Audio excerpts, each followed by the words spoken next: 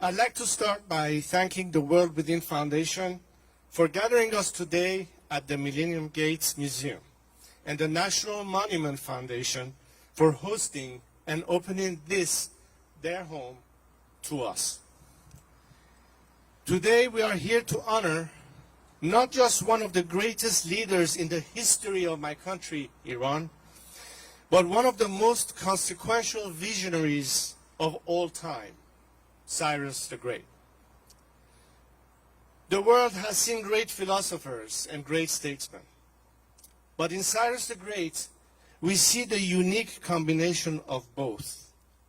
He was a profound thinker who outlined a groundbreaking vision for humanity: equality, respect, and justice for all colors and creeds. Yet he was also a capable statesman who was able to implement this historic vision and show his people a new way of life, not just in words, but in action. Yet, there have always been forces who fought against this vision and its implementation. Cyrus's vision was not great just because it was new. It was great because it toppled the unjust rules and rulers of his time. The Babylonians did not simply accept Cyrus's path of justice and righteousness. He had to fight to implement it, and he won. Unjust rules and rulers, regrettably, have not gone away. We see this with unfortunate clarity as our region of the world is once again plunged into darkness by those ancient forces of division, hatred, and evil, with this month's terrorist attack against Israel.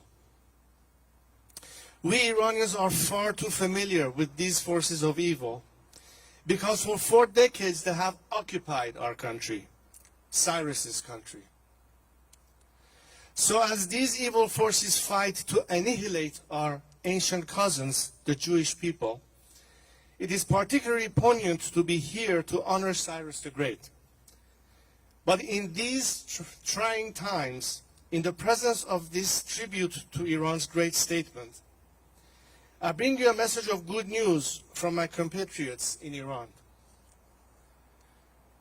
During the 2,500-year celebration of Iranian civilization, at the seat of our historic empire in Persepolis, when Cyrus the Great's tomb lays, my late father called out to Cyrus in front of dozens of world leaders and nations, saying, "Cyrus, sleep in peace, for we are awake." As in many things, my father was a man ahead of his time, and we were forced to face a black page in the history of our nation under the Islamic Republic. But today, his words ring more true than ever, because today, the youth of Iran are undeniably awake.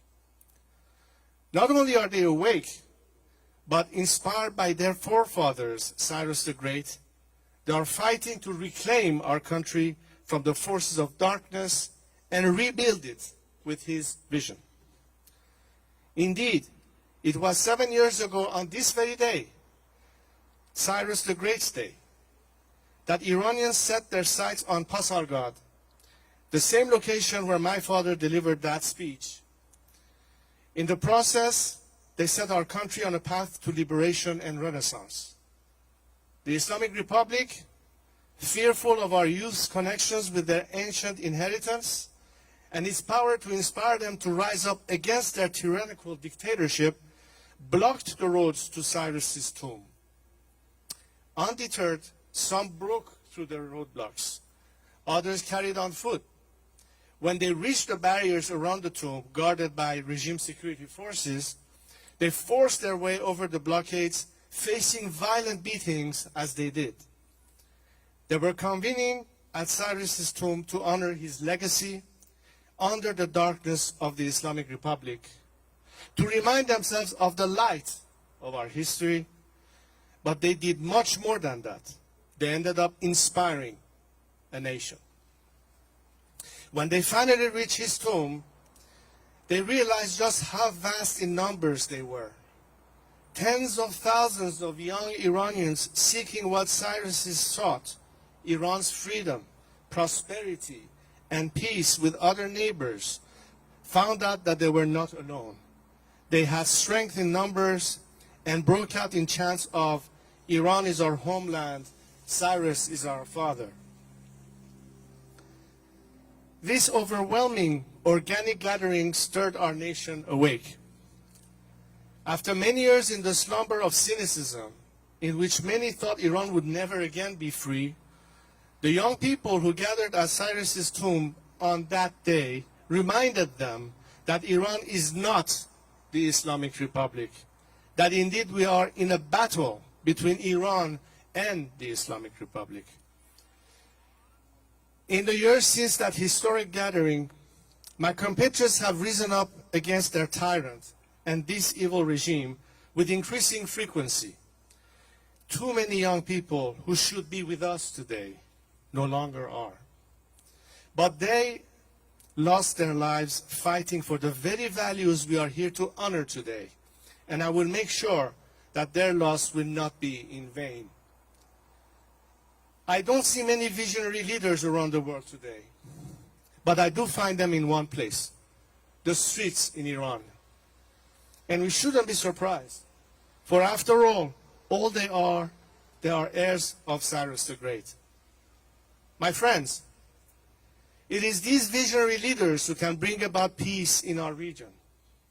Just as Cyrus freed the Jewish people from Babylonian enslavement and helped them to rebuild their temple, today Iranians are fighting to free themselves from the enslavement of the Islamic Republic and to rebuild our own temple, Iran. When they are successful, I am confident that they will continue their march to reestablish Cyrus's legacy and build peaceful relationship with our friends, both Israeli and Arab, across the Middle East.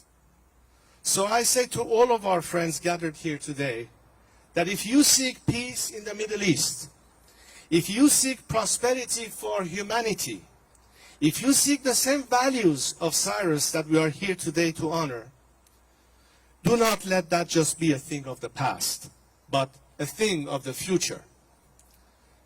In closing, I'd like to return to this statue. The poet says, this home is beautiful, but it is not my home. For us Iranians forced to live our lives in exile, that quotation has rung all truth through for more than 4 decades, as we have sought temporary refuge with those kind enough to grant it. But today, as we feel more hopeful than ever before that Cyrus's heirs are carrying on his legacy, we are closer than ever to reclaim our homeland and its rightful place in the world. In the meantime, however, thanks to the generosity of the World Within Foundation and the hospitality of the Millennium Gate Museum and the National Monuments Foundation, we Iranians now have a small piece of home here in Atlanta.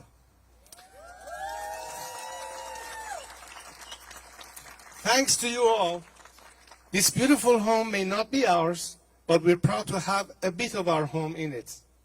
May we one day soon welcome you as loyal and true friends who stood by us in the most trying of times to our true home, Iran. Thank you so much. Thank you very much.